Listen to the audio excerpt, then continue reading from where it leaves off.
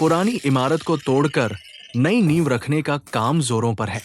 Jackhammer और manual हथौड़े की मदद से कठिन डेमोलिशन वर्क स्मूथली किया जा रहा है। हर टूटा हुआ कंक्रीट नए निर्माण की पहली ईंट है। मेहनत जारी है, प्रोग्रेस साफ दिख रही है। साइट अपडेट, काम चल रहा है, पुराना तोड़ो नया बनाओ। जैकहैमर की आवाज और हथौड़े की मेहनत, नई बिल्डिंग की नींव तैयार हो रही है। Work in progress. अगले स्टेप में क्या बनना चाहिए, कमेंट में बताएं।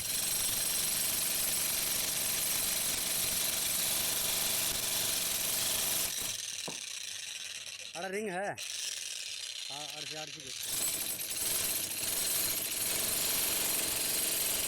आरसी